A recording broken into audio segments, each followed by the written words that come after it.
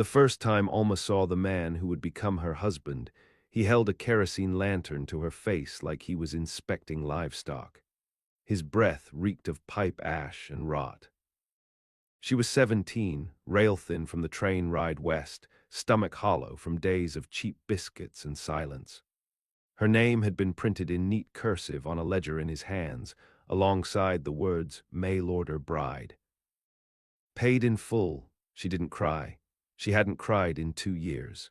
She came from Ohio, grew up on the edge of a rotting orchard, youngest of 5, and the only one left after the fever burned through the house like judgment.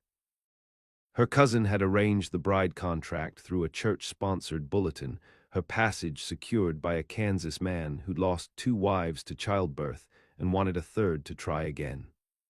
The letter he'd sent was short, quiet girl preferred. God-fearing, strong hips a plus. His name was Vern Cadell, 41, sun-spotted, shoulders like oxen yoke. He lived 2 miles east of the Salton settlement, where the prairie met badland scrub. He greeted Alma without warmth, took her trunk without asking, and led her to a buckboard wagon hitched with a mule that flinched at shadows. She watched the town recede behind them like a door slamming shut. Vern's house sat alone on the plains, 1 room, no porch. Inside was a cot, a stove, a Bible, and the faint smell of spoiled meat. That first night, he told her where to sleep, how to wash herself, when to cook. He didn't hit her, not yet, but he watched her with eyes like flint. She learned quickly how to read his silences, how to move without noise, how to count his drinks and disappear before the last one tipped him over the edge. By spring, the bruises came, first on her wrist from when she'd overboiled the coffee, then her cheek for answering too slow. Vern believed in correction the way preachers believed in sin. "You got to be shaped," he said, voice low as a storm rolling in. "Wives don't come finished." She was pregnant by summer, miscarried by autumn. He blamed her, called her womb cursed, poured lye into the chicken feed, and forced her to dig a new coop with bare hands. When the snow came, she slept with a knife under the straw mattress, not to use, just to remember it was there. On the last day of February, a boy rode in from Salton with news of a cattle auction. Vern left before sunrise with a sack of coins and a pistol, riding hard. Alma waited 1 hour, then 2, then 3. At the 4th, she pulled on her boots and stepped into the snow. She walked west without stopping. No coat, no food. Just a rusted tin of bacon fat wrapped in cloth and a locket that hadn't opened in years. She followed the fence line of a broken ranch, crossed a half-frozen creek, and watched the clouds bleed violet over the plain. When she collapsed, it was beside an old cattle trail. She didn't expect to wake up, but someone found her, and that changed everything. The first thing Alma noticed when she woke was the heat. A dry, steady warmth wrapped around her like a blanket pulled from a stove. Then the smell, cedar smoke, faint horse sweat, something boiling low on a fire.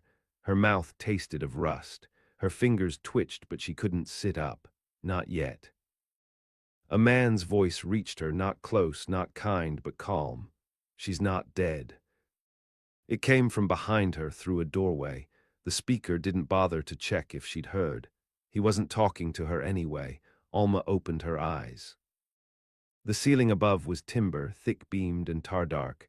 The room small, square, but solid.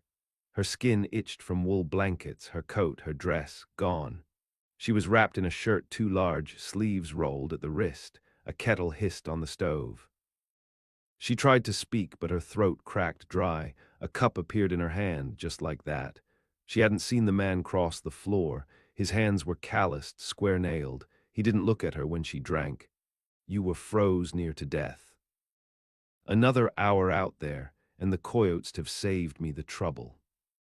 His voice was low and unhurried, not cruel, not soft either, measured like everything about him. He looked around 40, weather-bitten skin, beard patchy with gray. One eye squinted more than the other, and his right hand bore an old burn scar, healed crooked. His name, she'd learn later, was Eli Cutter. He lived alone. The cabin sat on the edge of a wind-blown rise, no sign of fence or field, just raw country curling in every direction. His horses were lean and quiet, his food plain and spare. There was no Bible in the house, no family photograph, no woman's presence anywhere.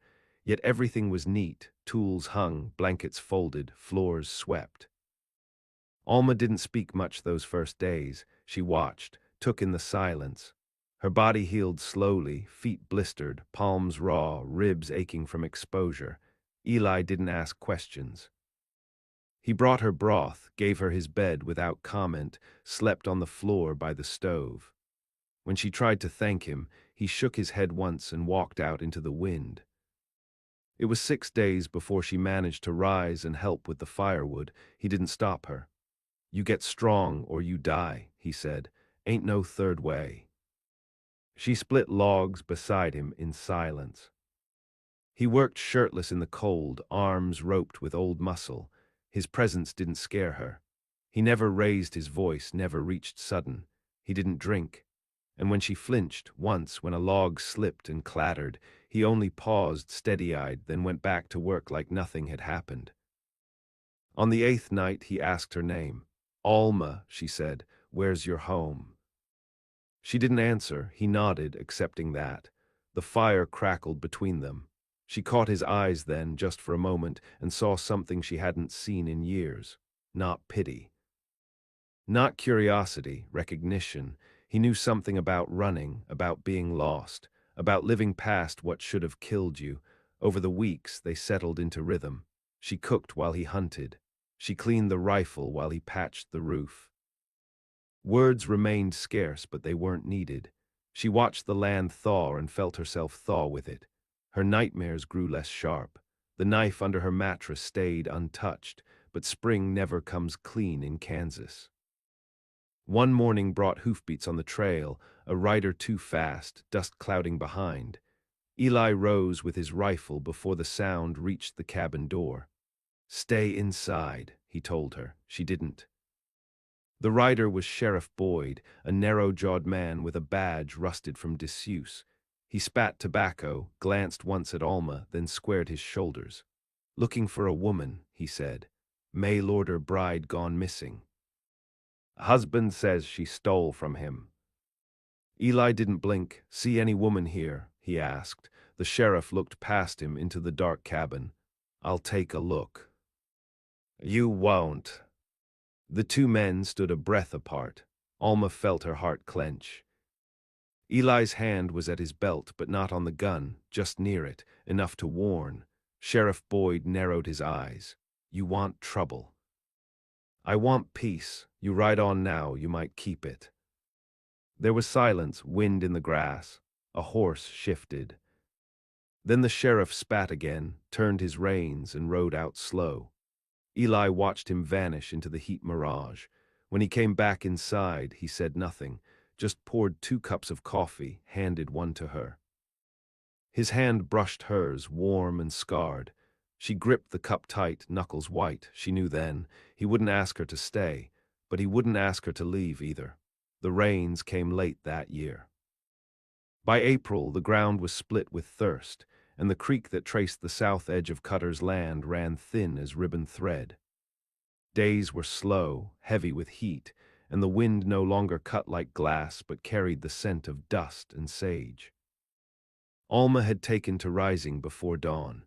She liked the silence before birdsong, when the world hadn't yet decided what kind of day it would be. She walked the edge of the rise, boots soft on hard-packed soil, and practiced breathing without fear. That more than anything was new. Eli had begun teaching her the rifle. He never called it that. Just handed it to her one morning with a nod, as if it were a spoon or a broom, nothing special, just something she ought to know. She held it like she'd held everything since escaping Vern, tight, ready, half afraid of what it might bring. "You shoot slow," he said, watching her brace, "but steady, that matters more." He taught her how to track prints in dry ground, how to field strip the rifle, how to smell the difference between mule sweat and wet leather. They never spoke of why she needed to learn. They didn't have to. By early May, Alma could skin a jackrabbit without flinching. She could patch a roof, mend a saddle strap, and split a man's lip in her sleep, though she never told Eli about the dreams.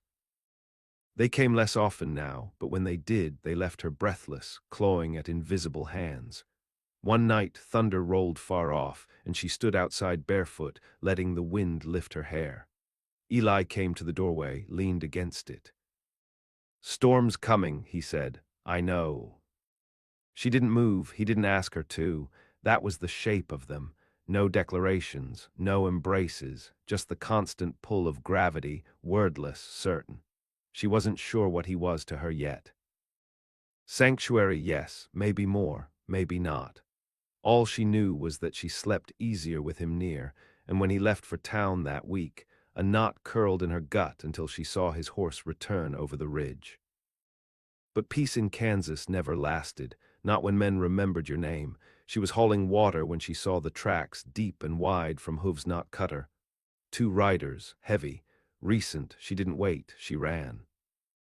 Eli was in the lean-to, repairing a bridle. "Riders came," she said, breath tight. 2. He stood without speaking, moved to the cabin, pulled the rifle from its peg. She grabbed the pistol, hers now, though she hadn't fired it in weeks. Her hands were steady.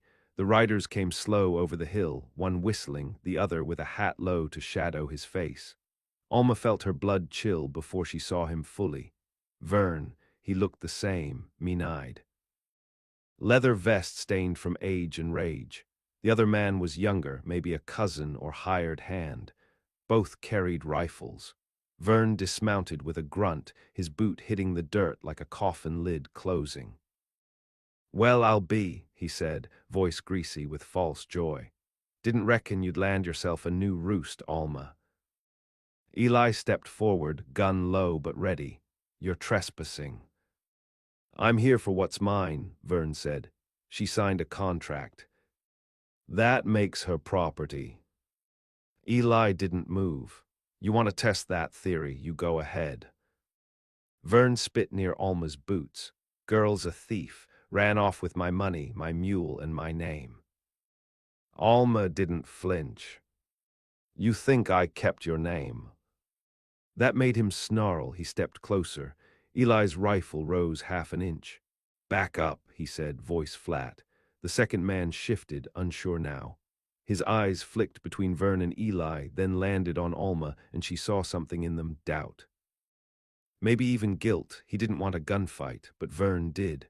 "You're harboring a runaway bride," Vern spat. "The law's on my side." "She's no runaway," Eli said. "She survived you, big difference." The air held tight. Then Vern moved fast toward his holster, but not fast enough. Eli shot him clean through the thigh. The sound split the silence. The second man dropped his rifle.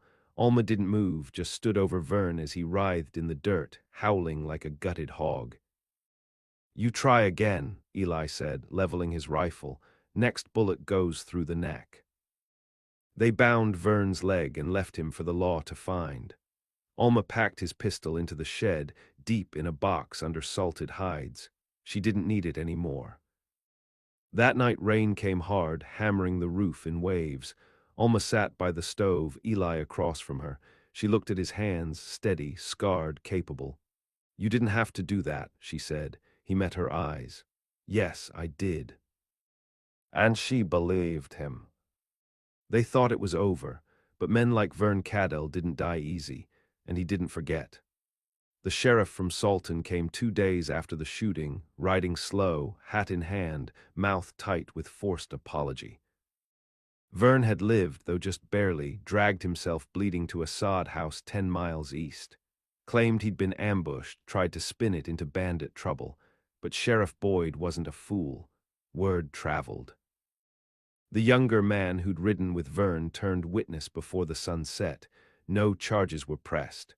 Cutter's land was beyond the reach of town law anyhow. Still, it changed things. Eli kept the rifle closer now. Alma woke at the sound of hawks.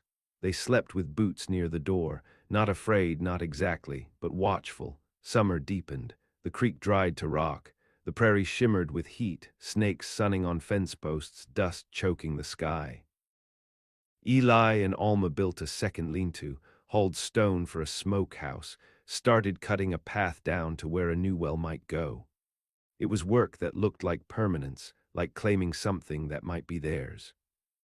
They didn't talk of what to call it, not a home yet, not quite, but the pieces were there. One morning, Alma found a calf alone at the tree line, legs trembling, half-starved. No brand, no mother, just bone and fear. She coaxed it back with bread scraps, made a pen with rope and will, and sat beside it for hours, whispering until it stopped shaking. "You always choose the ones with no fight left," Eli said softly. "No," she answered. "I choose the ones no one else waits for." He nodded like he understood. The nights grew longer, cooler. The wind changed direction. September came with gold leaves and brittle mornings. It happened the night after the first frost. Alma woke to the low whine of a horse. She rose without sound, crept to the window. A shape moved by the barn, too smooth to be animal, too slow to be friend. She tapped Eli's shoulder. He was awake already. They didn't speak, just moved. Alma took the pistol now, her grip solid. Eli slipped out the back, shadow among shadows. The wind masked their steps. She held by the window, heart a hard drum. Then noise, a clatter, a sharp grunt. She ran. Behind the barn, in the pale moonlight, Eli stood over a figure pinned to the dirt. A boy, maybe 17, wiry, scared to death. His lip bled, his hands shook. "I wasn't gonna take nothin'," he stammered. "Swear it." "Just hungry." Eli looked down at him, jaw locked. "Who sent you?" Alma asked. "No one, I seen the smoke, figured maybe you had scraps." She looked at his boots, too new, at his belt, a little too fine. "Who was it?" she repeated. The boy's shoulders sagged. "Cadell." "Of course, he said he'd pay me to scout the place. Said you were his wife, and the man here'd taken you." Alma's breath caught, fury sharp in her throat. "He say where he is." The boy nodded. "Camped near the old Bramble Pass, other side of Snake Ridge. 4 of 'em, said they'd ride at dawn." Eli let him go. "Run back," he said. "Tell him we're waitin'." The boy bolted. They had hours, maybe less. They didn't waste them. Eli showed Alma the hidden rifle pit on the north rise, dug years before for rustlers that never came. He staked a trip line by the shed, set a lantern behind the barn to cast false shadows. Alma loaded every round, cleaned the barrels, checked the sightlines from the lean-to roof. And when the sky paled into gray, they waited. The attack came just after first light. 4 riders, fast and low, guns drawn. One took the trip line and fell hard, another peeled off, hit the false trail and circled wide. Vern led the charge. Alma saw him clear through the scope, his sneer, his rage, his need. She could have shot him then, but she didn't. She fired at his horse instead. The beast screamed and bucked, throwing Vern into the brush. His leg hit a stump, cracked loud. The other men hesitated. Eli shot once, twice. One rider fell, the other fled. The quiet after was thunderous. Alma found Vern crawling, pistol in hand, eyes wild. She stepped on his wrist before he could lift it. "You don't own me," she said. He spat. "You'll always be mine." She pressed harder. He screamed. "No," she said. "I chose this life. You're just the blood I paid to earn it." She let go, left him whimpering. They handed him to the sheriff again. This time with more than wounds, with witnesses, with intent. He wouldn't leave jail again. That evening, Alma sat beside the calf, its ribs rising slow, its eyes half closed. Eli came with a flask of warmed cider. They drank without speaking. But she saw it then in his eyes. He didn't see her as something broken anymore. He saw her as what she'd become, and it was enough. The jail in Salton burned that winter. No one could say how. The sheriff swore it was faulty stove pipe. Others muttered about oil-soaked rags and vengeance carried by kin. Either way, the roof caved before the frost melted from the walls. 3 inmates died in the fire. Vern Cadell was not among them. His cell had been empty. When the news reached Cutter's Land, Eli said nothing. Just cleaned both rifles and left them loaded by the hearth. Alma didn't ask where he went that night, only that he came back before dawn, boots crusted with frost, eyes hard. After that, life cinched tighter. They fenced the north edge of the rise, set snares along the back trail. Alma planted thorn bush along the creek and stacked stones for a watch post. It wasn't fear, not anymore. It was preparation. It was knowing the wind could change, and when it did, you had better be ready to stand in it. Then a letter came, rode in by a boy too young to shave, sealed in cracked wax with no return mark. Alma opened it with a blade. Inside, 5 words scrawled in a hand she hadn't seen since her wedding day. Still yours, always I'm coming. She burned it without speaking. But that night she loaded her pistol slow, not with fear, with finality. You could leave, Eli said, voice low, steady. I can buy you passage east. No one would find you. Alma shook her head. I didn't come here to run. The snow broke early that year. Spring rose raw from the soil, everything sharp-edged and wet. The calf grew, found its legs, followed Alma like shadow. She named him Gristle. It made Eli laugh just once. That was enough. They began clearing new ground, talking of hens, maybe a second room to the cabin. But always the question hung in the silence. When would he come? The answer arrived with a black horse. April, late. The kind of day where sun came quick, then vanished behind thick cloud. Alma was cutting kindling. Eli was down at the creek. She saw him crest the ridge. Vern, not limping, not burned, but changed. Thinner, meaner, eyes sunk deep.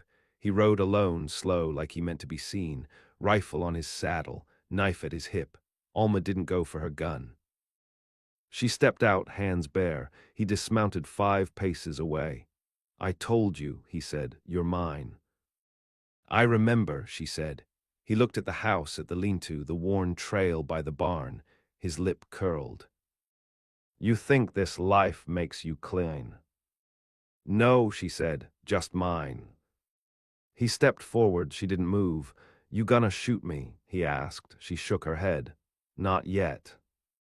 He laughed then, a dry, ragged sound. You think he can keep you, that he's different. They're all the same, Alma, you'll see, they turn. She let the silence answer. He drew the knife. Then Eli's voice cut through the air. That's far enough. Vern turned. Eli stood near the cabin, rifle aimed, still, breath even. You take one more step, and I end it here. Vern sneered. You think she's worth dying for? No, Eli said. She's worth living for. Alma moved first, not toward the gun. Toward Vern, he turned, startled. The blade lifted. She slammed into him full force, hand locking his wrist, twisting hard. He stumbled back, struck a root, fell. She straddled him, knife clattering away. She could have killed him, right there, no court, no jury, but she didn't. She took the pistol from her belt, pressed it into his ribs, and waited until he pissed himself. Then she stood. You don't get to haunt me anymore, she said.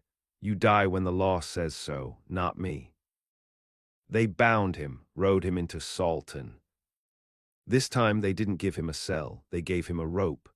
By summer the town had a new sheriff, a younger one who remembered what Vern had done. No one protested the hanging. Alma didn't watch. She stayed by the creek that day. Dug her hands into the warm earth, planted seeds. Later, when Eli returned, she was still there, dirt on her knees, sweat on her brow. She looked up at him. Now we build, she said, and they did. The rains came hard that year, loud as hooves on a chapel floor. Thunder cracked like rifle fire over the plains, and the sky stayed bruised for weeks. Cutter's roof held. The walls did not leak. For once, the storm stayed outside. Alma planted squash, beans, and tobacco. The soil took it easy, warm from spring, wet from heaven. She learned the pattern of the land, where the shadow held past noon, where the wind curled in low hollows. Gristle roamed freely now, full grown, scarred from some fight with a barbed fence but calm under her hand, just like her. They built a smokehouse with cedar beams, hauled stone from the south ravine. Cutter dug the foundation. Alma poured the mortar. Neither said what it meant, but it was there in every brick. This place was no longer a hiding ground. It was a claim. One morning, Alma rode out past Snake Ridge alone, first time since the burning of the jail. She carried no rifle, just a hatchet, a canteen, and the silence she'd earned. The land was greener than she remembered, taller grass, fat crows. The wind no longer whispered her old name. She camped overnight beneath a dying pine, drank river water, stared at the stars like they might write her future in dust and fire. In the dark, she felt no fear. When she returned, Cutter was in the field, shirt off, back shining with sweat. She dismounted slow, watched him work. His hands were blistered, arms crisscrossed with the scars of old burns, brush scrapes, the kind of wounds a life leaves behind. She walked to him, took the hoe from his hands, and kissed him. They did not speak of love. They spoke of harvest, of fowl, of fence posts. But in the way they touched, small, quiet, without demand, there was a tenderness sharper than anything carved in vows. One night, as cicadas screamed into dusk, Cutter took a cedar box from the loft. Inside, a deed, handwritten, signed years before, his land, his alone. He laid it in her lap. "I want your name on it." Alma looked at him long. "I don't have one," she said. "You do now." He didn't press, and she didn't refuse. Weeks passed. Then from the South Trail, riders came again, 3 men, not fast, not armed as far as she could tell, government men by their clothes. One dismounted, dusty boots cracking against dry grass. "Miss Alma," he said. She didn't answer. He pulled a paper from his coat, unrolled it slow. It bore the seal of a Kansas circuit court. "This is to confirm final judgment in the matter of Cadell v. Alma Cadell," he said. "By failure to appear and through corroborated testimony, the court has ruled in your favor." He handed her the paper. "He's dead. And the debt tied to your name died with him." She didn't take it. "I paid already," she said, "with blood, with years." "I know," the man said, "but the law wanted its say." He tipped his hat, rode on. Alma burned the paper without reading it. She didn't need forgiveness printed on a court seal. By late autumn, the smokehouse was full. Jerky hung in neat lines. The Linta had a real roof now, and Alma kept her tools sharp and sorted. Cutter built her a workbench from pine. She carved her initials beneath it. One night she stood outside while the moon rose high, casting pale light across the field. Cutter came behind her, arms around her waist, rough hands warm. "Do you ever wish it had gone different?" he asked. She didn't answer right away. Then, "No, I just wish I started sooner." He nodded, pressed his cheek to hers. They stood that way for a long time. No words. Just the wind and the dark and the weight of what they'd survived.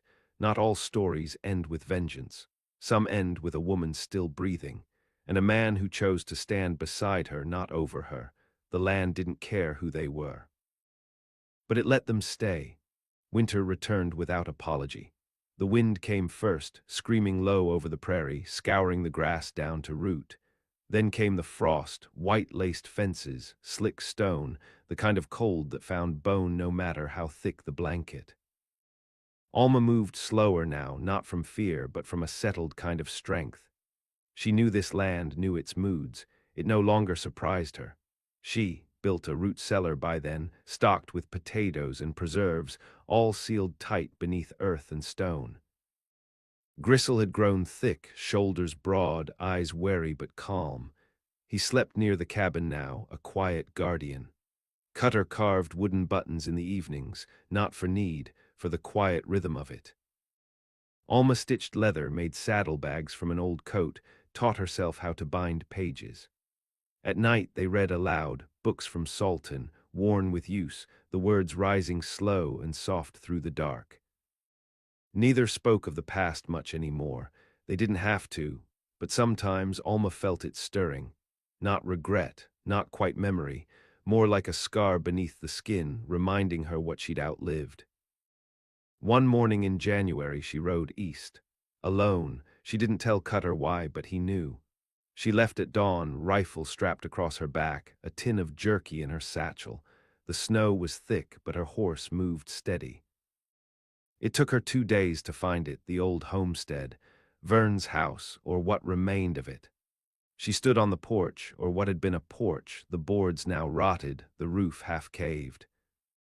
The front door hung loose on its hinge, creaking like a throat clearing. Inside, my skittered, wind whistled through broken glass. She stepped in, dust and rot, a rusted stove, a child's boot in the corner, dried to leather. The floor still bore the old bloodstains, faded now, but still there if you knew how to look. She walked through each room, one step, then another. In the back, she found her old trunk, the one she'd brought west. It was empty. But the fact that it had remained felt like a message, or a dare. Alma sat down on the edge of the frame where the cot had been, closed her eyes. She thought she'd feel rage, or grief, or some final sense of closure, but she didn't. She felt nothing, and that was power, too. When she returned, Cutter was on the porch, waiting. He didn't ask where she'd gone, just reached out, took the reins from her gloved hands, and led the horse to water. That night, she told him. I went back. He didn't stop whittling, just looked up, and...